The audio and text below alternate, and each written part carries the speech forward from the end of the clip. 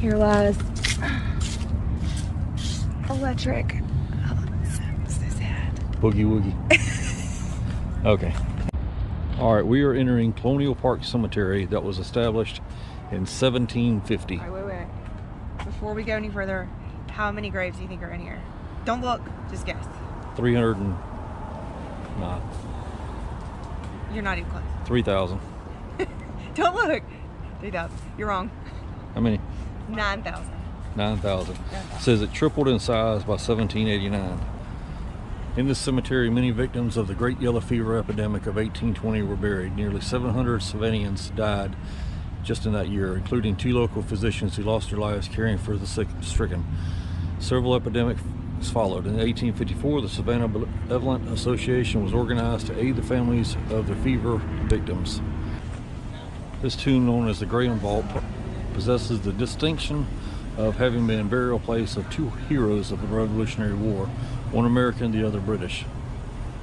Here rested for 114 years the remains of Major General Nathaniel Greene, born in Rhode Island, August 7th, 1742, died at Mulberry Grove, Georgia, June 19th, 1786. His remains and those of his eldest son, George Washington Greene, now lie under the monument in Johnson Square of this city of Savannah.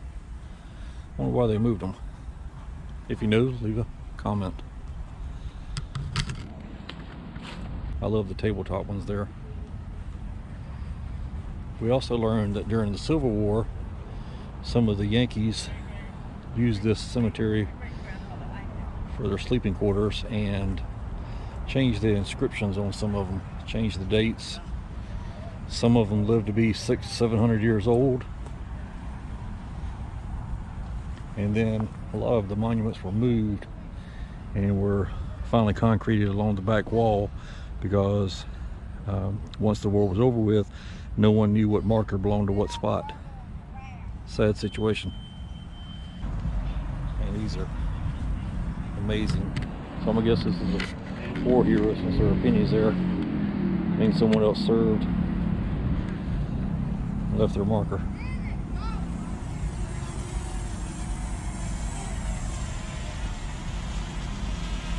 Maybe somebody else doing a YouTube video.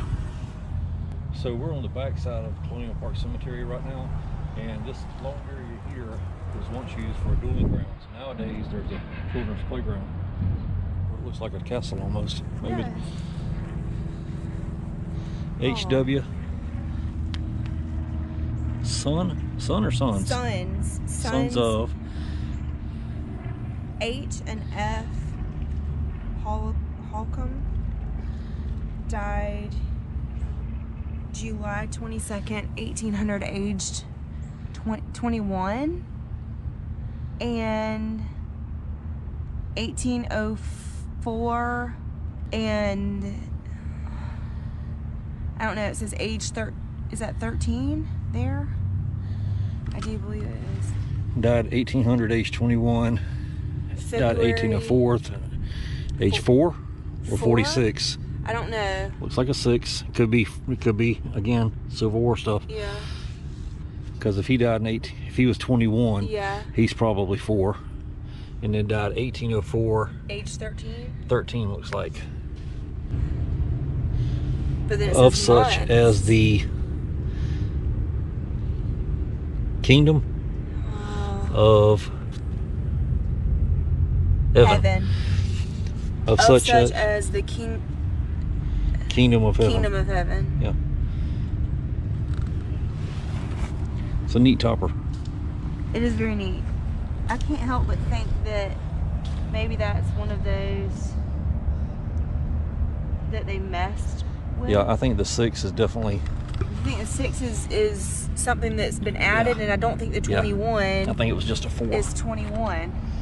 I think it was 1. Could be 1 or 2. Yeah. Yeah. Yeah, because this 2 right here is definitely newer, light. And not the right. It's a lot lighter. Shape. It's not near as deep as the 1. Nope. All right, on to the next one. Okay. That's sad. You can even feel anything. Died 1804. That one's pretty clean. And again, this 2, does not look like it matches that 5. Could be. So again, what do you think? Is that 2 original? Is that 5 original? They look like they're different depths. So this one may be actual tomb here, since it's away from the wall. That one may be also, but these These are the ones concreted to the wall. These are concreted and attached by metal stakes here into the wall, and they're permanently placed here since they were displaced by Sherman.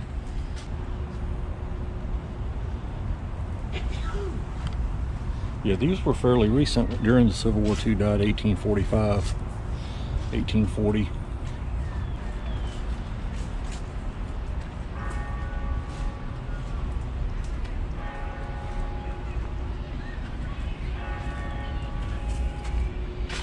Sacred to the memory of M. John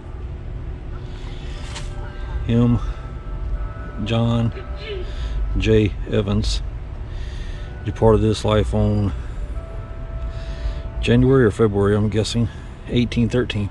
This is really neat. You can see some scroll work behind sacred.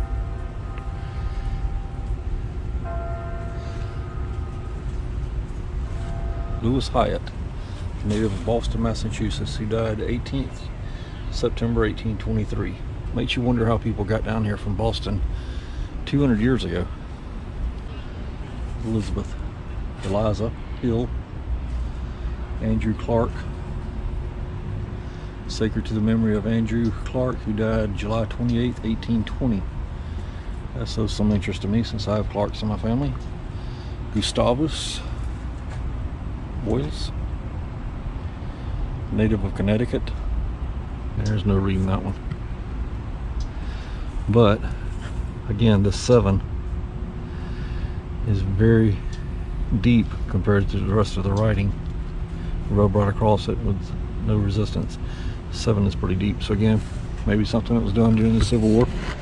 This stone, the humble monument of parental love,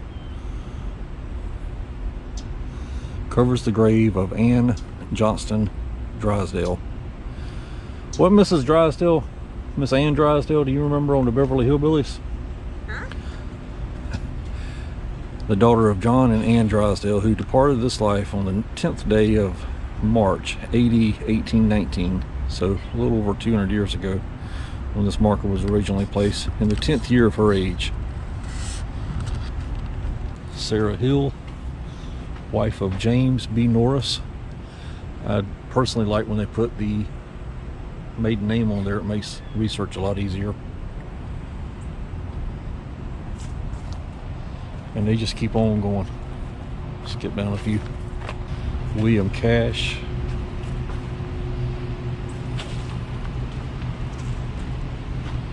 It's interesting they put some of them back in some brick to help hold them up. This is a different kind of material here. In memory of Levi Rist, who died February 23rd, 1819, in the 35 years of his age. It's worded a little different. Real pretty.